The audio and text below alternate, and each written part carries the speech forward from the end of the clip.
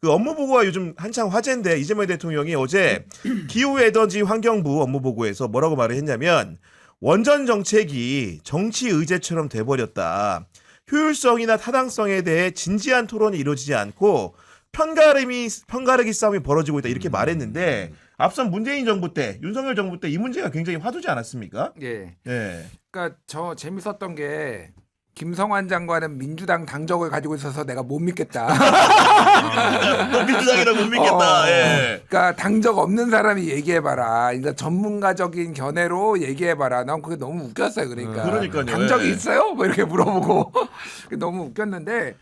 그러니까 이제 원전에 대해서 뭐 저는 이제 이거는 여러 가지 의견이 있고 굉장히 다 존중합니다. 그러니까 탈원전이 꼭 뭐 저는 절대 선은 아니죠. 절대 선도 예. 아니고 절대 악도 아니에요. 그리고 그 당시에 유럽이나 이런 데서 탈원전을 했는데 근데 지금 좀 바뀌었어요. 기후로. 그래서 탈원전을 선언했던 국가 유럽 국가들 상당수가 탈원전을 탈출하고 있어요. 그러니까 다시 원전을 다시 거치고 원전을 있다. 해야 된다. 네. 이게 이제 AI 시대로 접어드는 것도 있고 여러 가지 이유로 하여간 에너지 안보가 너무 중요해지는 것도 있고 뭐 이런 것 때문에 지금 하고 있어서 거기에 맞게 하면 된다라고 봅니다. 그래서 뭐 대통령이 지금 강조한 것도 이 원전이 우리가 또 그 사용 해결료 재처리 문제도 있고 그리고 짓는데 오랜 기간이 걸리고 그러니까 당장에 우리가 해결책은 안 되지만은 필요하면은 또 검토해 볼 수 있고 이런 열린 자세로 이렇게 접근하는 거는 상당히 좋았다 그 생각이 들어요. 그러니까 이제 이재명 대통령이 이제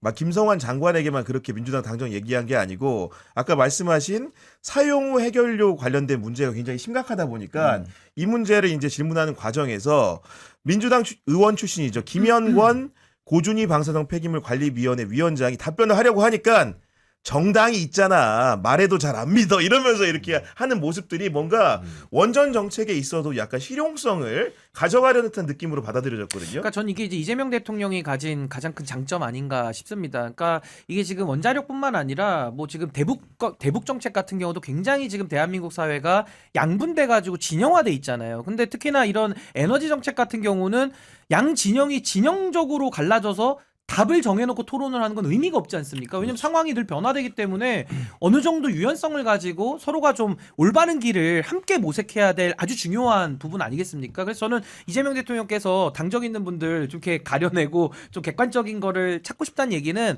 실용의 바탕에서 정말 대한민국의 AI 시대 에너지는 함께 가야 될 숙명적인 관계인데 그렇습니다. 이걸 어떻게 풀어내느냐. 또 대한민국에 석유 한 방울도 안 나오고 여기서 우리가 인적 자원과 지금 이 에너지 이 두 가지가 아주 필수적으로 중요한 나라인데 저는 지금 이재명 대통령은 어느 한 진영의 대통령이 아니라 국가의 대통령, 그러니까 우리 국익을 위해서 아주 실용적으로 진영을 뛰어난 사고를 하겠다라는 전 그런 의미로 받아들여가지고 좀 굉장히 그 장면이 저도 좀 인상에 깊게 좀 남았습니다. 그리고 제가 얼핏 들어보니까 옛날 대통령 기록물이 이제 비공개 영상들이 많다 보니까 들어가서 적는 사람이 있고 정리해가지고 이걸 이렇게 문자화된 기록으로 보관을 했는데 이제는 보니까 그런 컨셉이 바뀌어가지고 영상 자체를 그냥 보관하는 방향으로. 괜찮을 것 왜냐면은 같은데요? 예전에는 이제 회의에 소수만 들어가고 그거를 이제 녹음기 끼고 소수의 있잖아요. 사람만 볼 수 있으니까 그런 거였는데 지금은 어차피 전체 공개니까 영상 자체를 기록으로 남기는 게 맞다. 이런 방향과 목표 같은데 기본적으로 다른 이제 업무 보고 내용 중에서 우리 김준일 평론가님은 최근에 눈여겨본 부분 있으십니까? 뭐 지금 이학재 사장 논쟁이 제일 뜨거웠죠. 제일 뜨거워요. 그러니까 뭐 굉장히 이거저거 사실 제가 다 보지를 못하는 게 바빠 죽겠는데 10시간씩 어디 앉아있어. 너무 많다. 빨리 봐도 못 봐, 그거는. 빨리 봐도 빨리 못 봐도 못 봐. 봐. 그래서 예. 이제 화제가 된 것만 저도 찾아보는데 이학재 인천공항 사장은 제가 보기에는 뭐라고 할까 그런 느낌이에요. 수능을 치러야 되는데 지가 준비를 안 해놓고 수능 난이도가 문제가 있다. 투덜 되고 이거는 출제위원이 문제가 있다. 투덜 되는 느낌이야 약간. 그러면서 뒤늦게 혓바닥이 길다 뭐 이런 색깔 느낌이 들어요. 그게 뭔가 지금 찬스라고 느낀 것 같아 정치적으로 보니까. 그러니까 예, 처음에는 어버버버하고 하다가, 밀렸는데 생각해보니까 예. 열받아. 그런데 잘하면은 이거 정치적으로 뭉쳐놓을 것 같은데 이런 느낌 오는 한번 거지. 대통령 예. 한번 들이받으면은 파이팅 넘쳐서 한번 줄 것 같으니까 이게 막 길어지는데 이게 좀 고민이 되는 부분이기는 해요. 이게 그러니까 너무 이런 논쟁으로 막 이어지면은 또 본질적인 사안이 또 가려지고 너 이렇게 대통령이 아랫사람이하고 논쟁하냐 뭐 이런 논란으로 있어서 이런 것들 어떻게 좀 해결할지는 좀 고민이 필요한 것 같아요. 그러니까요. 그런 부분들이 있었고. 근데 저 이번에 그 사실 콩 GPT 국장 그때 대답 잘해가지고 국민들이 박수도 많이 쳤고 맞아요. 했는데 네. 뭐 대통령실에서도 뭐 여러 가지 칭찬도 나왔고 뭐 일각에서는 차관으로 뭐 2단계 뭐 승진하는 거 그렇습니다. 아니냐 이런 얘기도 나왔는데 또 팩트 체크하니까 또 일부 오류가 좀 나와서 이거는 뭐 긴장하다 보면은 또 질문을 잘못 알아들어서 잘못된 통계를 얘기했을 수도 있고 해서 다양한 분석이 가능한데 저는 이거 지금 국민보고대회 전 국민들 앞에서 하는 거는 전 대단한 도전이고 아주 저는 굉장히 잘한 일이라고 저는 저도요. 평가를 합니다. 근데 하나 우리가 주의할 점은 여기서 드러났다고 해서 너무 또 악마를 하거나 또 너무 또 띄워줘가지고 맞는 마치 말이네. 무슨 완벽한 것처럼 이야기할 필요는 저는 없다고 봐요. 왜냐하면 아니 업무 보고를 하는데 당연히 실무자가 당연히 알고 있어야 되는 거예요. 근데 지금은 이제 이학재 사장이나 뭐 다른 사람들 때문에 대비돼서 지금 돋보이는 거지. 콩 GPT 국장님이 돋보이는 건데 저는 그런 식으로 너무 양극단으로 너무 뭐 칭찬 세례를 퍼붓거나 비난 세례를 퍼붓는 거는 그 취지와 저는 맞지 않는다라는 생각이 들고 무엇보다 이게 사실 대통령 입장에서도 모든 업무 보고를 다 봐야 질문을 하니까 엄청난 부담이고 말 한마디 잘못하면은 진짜 이거 엄청난 비판을 받을 수 있으니까 대통령께서도 엄청난 리스크를 감수하고 이 판을 벌린 거거든요. 그렇다고 한다면은 국민들 입장에서는 행정의 투명성이 높아지고 또 거기 참여하는 보고자들은 더 공부해 올 수밖에 없잖아요. 그렇다면 네. 저는 이런 그 관료들의 전문성도 더 향상이 될 수 있는 그런 판이 만들어진 거라서 전 앞으로 이런 관행이나 이런 형태의 업무 보고가 전 좀 더 확산되고 조금 더 저는 더 활성화됐으면 좋겠다. 네. 아주 이번에 저는 효능감 많이 느꼈고요. 그리고 제가 대낮에도 한번 봤는데 이재명 대통령 TV 있잖아요. 개인 유튜브. 네. 무슨 3만 명이 보더라고요. 진짜로? 그래서 야 정책 관련된 거를 3만 명이 본다는 거는 진짜 많이 아직 보네. 입소문도 많이 안 났는데 그래서 음. 이건 정말 국가적으로는 저는 너무 바람직하다. 더 활성화해야 된다고 봅니다. 그리고 이제 그 관련해 가지고 짧게 한 주제만 좀 얘기를 하면은 이번에 그 수능 시험 가지고 좀 얘기가 많잖아요. 특히 영어 문제 혹시 김준 평론가님은 문제 보시거나 그러진 않으셨죠?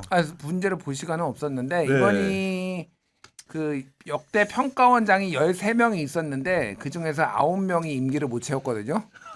진짜 그래요? 예. 그러니까 주로 사퇴를 한 이유가 문제를 잘못 내서 이제 정답이 2개 있거나 정답이 없거나 오류로, 예. 문제 오류가 있으면 사퇴를 했는데 난이도 문제로 사퇴를 한 거는 두 번째예요. 그러니까. 아 난이도로는. 그러니까 1등급이 3.1%밖에 안 됐다라는데 보통은 이게 이제 뭐 그거에 더블 뭐 이 정도 돼야 훨씬 더 된다는 많이 되겠죠 거예요. 원래는. 예. 네. 그래서 그러니까 이게 그냥 단순히 어려웠다는 게 문제가 아니라 그 수시 보는 사람들은 최저 등급 뭐 이거를 맞아야 되는데 그 등급에 못 미치는 아. 사람들이 대학을 못 가게 돼가지고 지금 학부모들이 난리가 난 거예요. 네. 근데 이제 저는 이거를 보면서 그 생각이 들더라고요. 물론 이제 난이도 조절도 어렵고 한데 13명의 평가원장 중에 9명이 중도 사퇴했으면은 이거는 이 시험 자체가 문제가 있는 거야. 그러니까 이거는 구조적인 문제 그러니까 이거를 뭐 이 사람들만 계속 자른다고 해 그러는 문제인가. 그러니까 수능 자체를 없애든지 이제 뭐 서울시 교육감도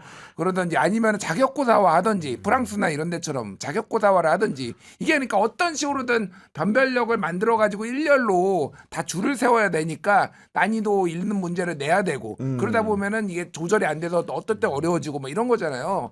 이게 좀 근본적인 고민이 좀 필요하다. 이 아니 제가 문제는. 궁금해 논란이 된 문제가 몇 문항 있어가지고 그 중에 하나 34번 문제를 제가 한번 풀어봤는데 어려워요? 그러니까 이게 뭐냐면은 어떤 거냐면은 우리가 흔히들 이렇게 이런 거 공부할 때 국어 지문이나 영어 지문 같은 경우에는 상식이 많으면 유리하다고 하는 게 있잖아. 예를 들면은 배경지식이 있어요. 배경 지식이 있으면 문제를 풀기가 쉽다. 딱 보니까 칸트 나와. 아 이거 나한테 쉬운데 딱 접근을 했는데 칸트하고 이제 홉스가 나와 철학자가 나오는데 그 답안을 제가 못 고르겠더라고 처음에. 어려워서. 그러니까 무슨 얘기냐면은 선언적인 지식이 있어도 풀기 어렵다는 거는 그 문장 자체가 쉬운 문장이 아니라는 거예요. 그러니까 영어 실력만 가지고 풀어야 되는데 칸트와 홉스 철학을 아는 사람도 헷갈리면 이거는 정말로 어려운 시험인 거죠 보니까. 문제 낸 사람도 그거 풀어보라면 못 풀 거예요 제가 볼 때는. 그러니까 저는 뭐 수능에 대해서는 여러 가지 지금 제도 개선 문제도 나오는데 이게 한 번 보는 거잖아요. 한 번 보면서 이렇게 다 보니까 난이도 실패 문제가 늘 나오는 거니까 뭐 수능도 뭐 자격고사화 한다든지 아니면은 뭐 2번 3번 치는 것도 괜찮아요. 그렇게 해서 본인에게 가장 유리한 뭐 성적을 낸다든지 아니면 그 회계사 시험처럼 회계사는 각 과목별로 뭐 그렇죠. 이렇게 예. 어느 점수 패스 이상이 페이를, 되면 예. 이제 패스 or 페일이 되잖아요. 그러니까 그런 식으로 좀 제도를 바꿔서 조금 더 이런 식의 그 소위 말해서 제도가 흔들려가지고 국민들이 피해를 보는 좀 이런 일은 최소한 없어야 되지 않을까. 그리고 이제 수능도 오래됐잖아요, 이게. 맞아요. 그러니까 나라도 네. 그 국가도 변화되고 현실도 바뀌는데 시험 제도는 늘 옛날 그 방식대로 하면서 난이도 높여가서 저는 공학번인데 솔직히 얘기하면요, 지금 수능 문제 저 풀으라고 그러면은 자신이 없고 아니, 그럼요. 못 풀겠어요. 예. 너무 어려워요, 진짜. 저는 너무 어려워요. 저는 학력고사 봤어요.